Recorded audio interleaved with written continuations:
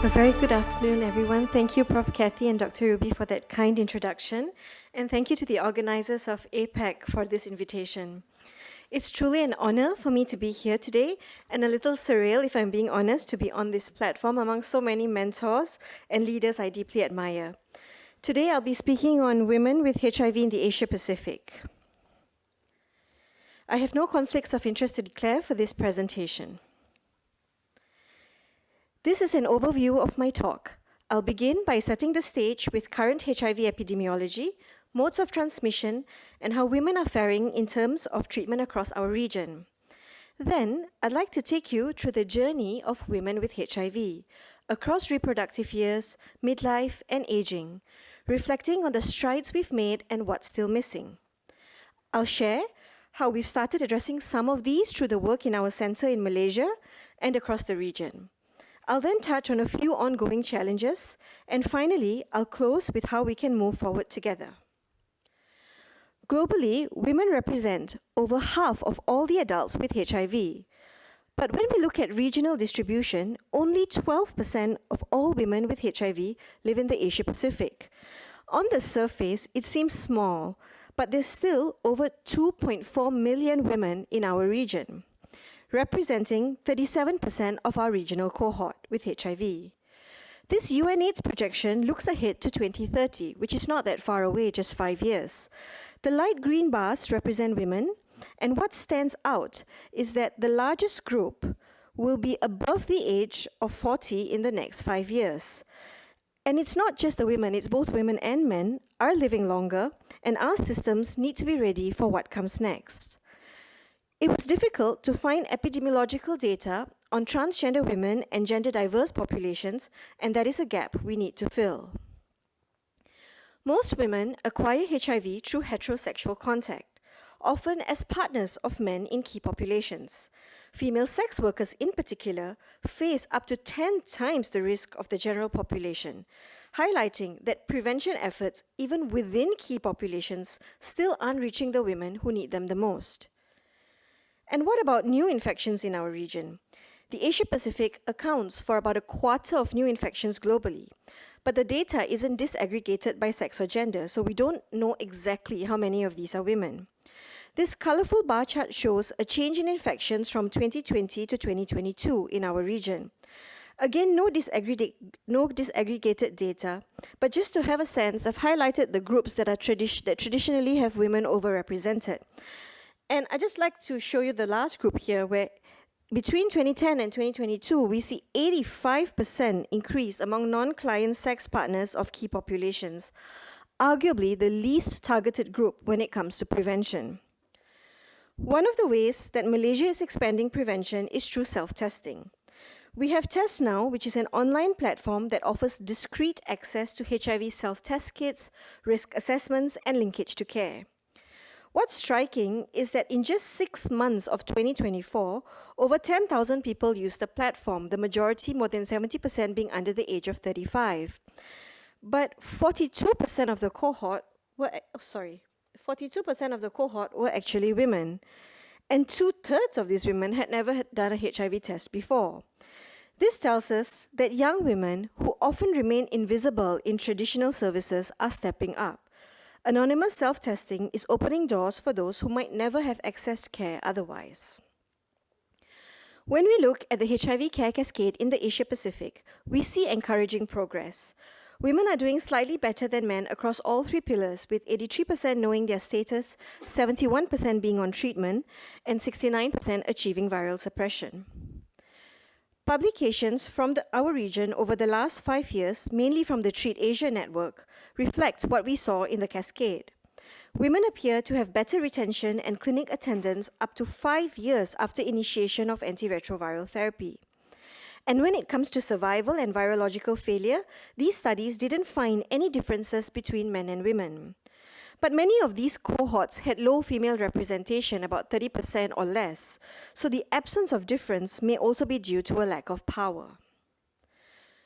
So we've seen the numbers, what we know, what we track, what's still missing. But behind numbers are real women navigating HIV care while juggling reproductive health, family life, aging, and so much more. So I'd like to take you on a journey through the lived experiences of two women whose story mirrors so many others that we've seen in our clinics. Let's meet Mrs. Z. She's a 33-year-old woman who was diagnosed with HIV at 24 weeks gestation through routine antenatal screening. She was promptly referred to us and initiated on a dolutegravir-based regimen, and within a month, her viral load was undetectable. She remained suppressed throughout her pregnancy and delivered a healthy term baby girl who did not acquire HIV. Her case shows what's possible when systems work. In our region, 4 countries, Malaysia, Thailand, Sri Lanka, and the Maldives, have achieved dual elimination of HIV and syphilis transmission from mother to child. Several others are making good progress, but over 1/3 of pregnant women in our region still lack access to medicines needed to protect themselves and their babies. This year, the region launched the Asia-Pacific Triple Elimination Roadmap, a guide to help countries strengthen national strategies to eliminate HIV, syphilis, and hepatitis B transmission to children by 2030. Malaysia's success in PMTCT was the result of strong political commitment, wide public health coverage, integration of HIV and syphilis prevention into routine antenatal care, and importantly, robust testing, infant follow-up, partner notification, surveillance, and community engagement were key to ensuring that no one fell through the cracks. Discussing PMTCT isn't complete without discussing breastfeeding, still a bit of a grey zone in our region. Most guidelines recommend that women with HIV should breastfeed just like the general population, as long as they are supported with effective antiretroviral therapy. However, national guidelines within Asia-Pacific still vary. Some countries discourage breastfeeding if safe and sustainable replacement feeding is available. These decisions are often influenced by local healthcare infrastructure, cultural beliefs, and access to clean water and formula milk. Nonetheless, there is a need for regional alignment and clearer, consistent messaging on breastfeeding. So let's go back to Mrs. Z. In Malaysia, our national guidelines advised against breastfeeding, and so she agreed to formula feed. But after delivery, she had 2 key concerns. The first was she asked to switch to free meds because dolutegravir is quite costly in our country. So we transitioned her to an efavirenz-based regimen, which is available free at public clinics. And her next question was, how do I not get pregnant for a while? Which brings me to my next topic of family planning and contraception. Women with HIV can use almost any form of contraception, but the right choice depends on their health, their antiretroviral therapy regimen because of potential drug-drug interactions with certain hormonal contraceptives, and personal choice. The idea of dual protection, so against both pregnancy and STIs, is key. What matters most is that providers are equipped to guide them, and that women feel supported to choose what works best for their lives, so an informed shared decision-making. This is just a great visual guide on birth control options and HIV, which I quite like, and it's a helpful reference which you can explore later. So after delivery, Mrs. Z opted for a 3-monthly injectable contraception, which she used consistently for 2.5 years. But a new job made clinic visits harder, and she was advised to switch to Implanon, which is just a rod you place under your arm, and it prevents you from getting pregnant for about 2 to 3 years. Unfortunately, the drug-drug interaction with the efavirenz and the Implanon wasn't checked, and efavirenz reduces etonogestrel levels to almost nothing.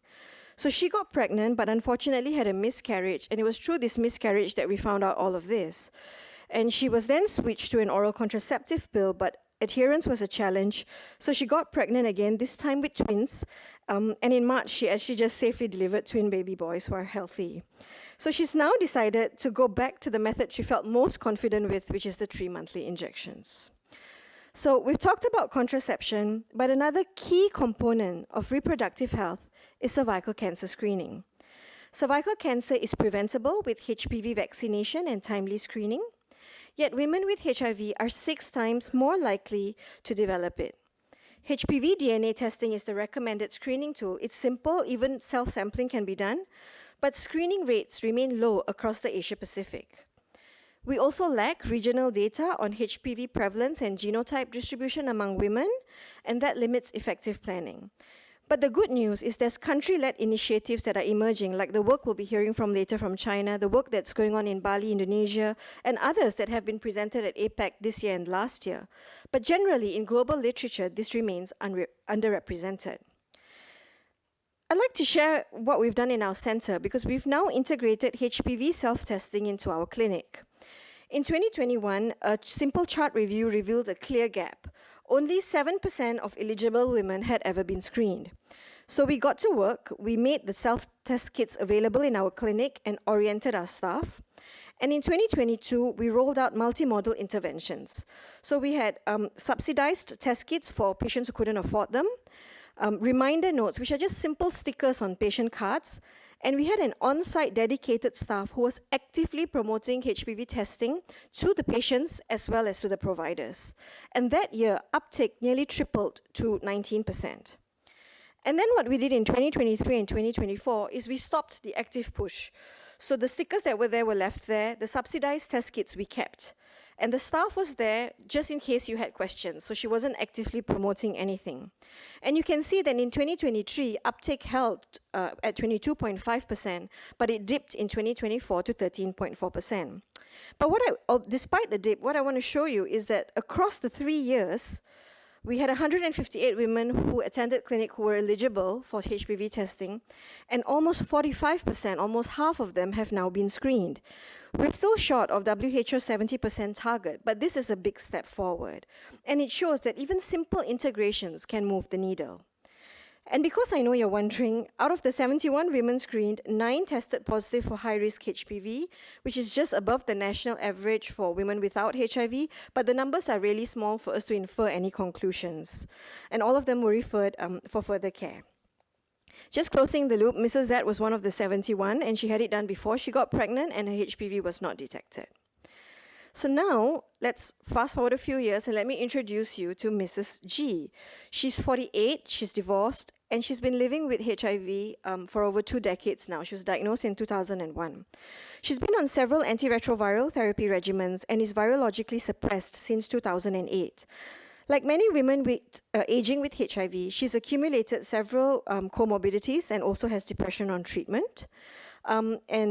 She lives alone. She's the main caregiver for her elderly father and still helps her ex-husband with his HIV care. At her recent follow-up, she reported hot flushes, insomnia, joint aches, dry skin, and mood swings. And that brings me to menopausal health. There's very, very little data in our region, but studies elsewhere show that 1 in 3 women with HIV aged 45 to 60 experience severe menopausal symptoms.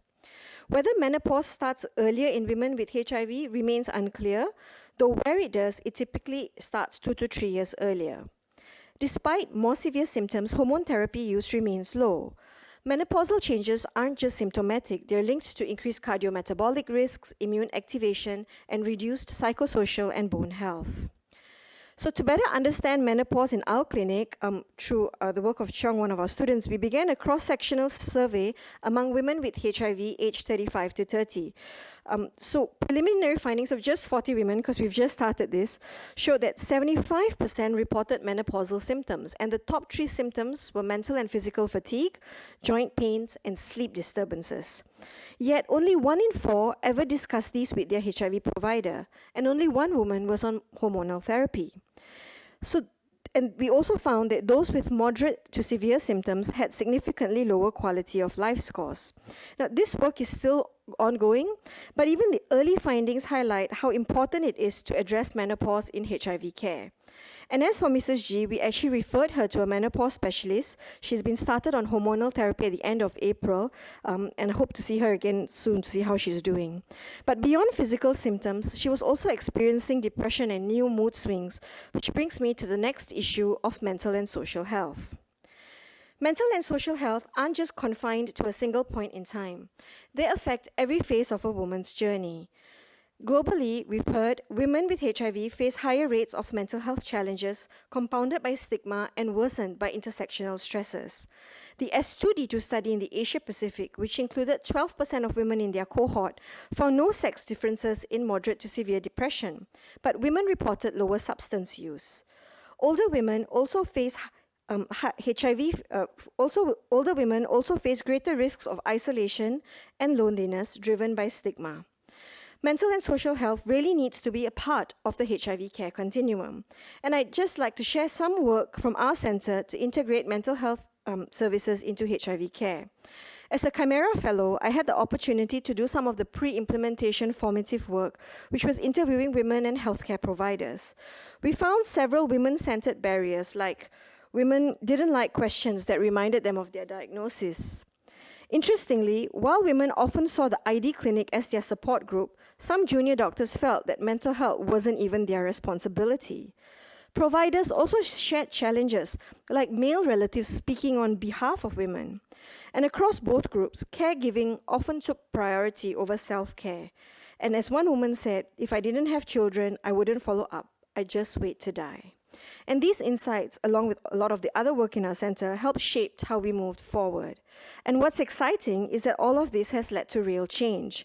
Thanks to the effort of my fellow Chimera colleague Meng Li and Pui Li and our ID wellness team, mental health screening is now part of routine clinic visits at UMMC for both men and women. Our ID team also underwent several training sessions with psychiatry, so that's made us feel a bit more equipped to manage mental health issues. And once a month, we're now joined by a visiting psychiatrist who supports the more complex cases. So this work didn't just stay in the transcripts, it's translated into practice and something we're really proud of. And as for Mrs. G, we've arranged for her next clinic visit to coincide with our psychiatrist session, hoping to support her better. In the interest of time, I won't be able to cover everything. But it's important to acknowledge that there are many other areas impacting women. These include multimorbidity, aging issues like frailty and cognitive decline. On the one end of the spectrum, we still get late presentation, and on the other, we have those with long-term ART complications. We also need to consider screening for other cancers like breast and address social determinants of health, which play a major role in shaping outcomes. To address some of the unmet needs, we launched the Well Plus project, or the Wellness of Women with HIV project. The dream is to build an integrated women's wellness clinic that delivers holistic women-centered services within routine HIV care, while serving as a collaborative research platform to generate local and regional evidence to inform care. This framework is inspired by the national flower, Bunga Raya or hibiscus, with women centered at its core. Each petal represents a different facet of health, and you've already heard about the cancer screening, the mental health and gynecological health. We've also begun work on metabolic health and more recently on social support with peer support, and an upcoming event called She Counts aimed to build financial confidence among women. Regionally, one of the most exciting developments was the first women's think tank, SPARC, setting priorities in HIV research for women. It was organized by Treat Asia, and it was held virtually last year in September. It brought together women with HIV, advocates, researchers, and clinicians across the region and across the Treat Asia network. We identified shared priorities like co-designed research, better screening access, and addressing stigma, loneliness, and aging. SPARC was a powerful reminder that we are not working in silos. There's strong momentum across the region, and collaboration is the way forward. We often imagine progress as linear, but the reality is that it's a lot messier. And just as momentum is building, many of us in the region are facing funding cuts. But at the same time, health system gaps, siloed care models, competing priorities, and limited provider training continue to challenge efforts to deliver gender-responsive HIV care. As we navigate the challenges and setbacks, I think of the women I've met and the stories I've shared today. Like the bamboo tree, vulnerable at its early stages, yet resilient, deeply rooted, and able to grow tall and bend without breaking, our women with HIV teach us strength, patience, and grace. Let's stay motivated and inspired, and sorry for getting emotional. Let's stay motivated and inspired to design care, shape research, and inform policy that truly centers women. It takes a village, and with that, I thank you.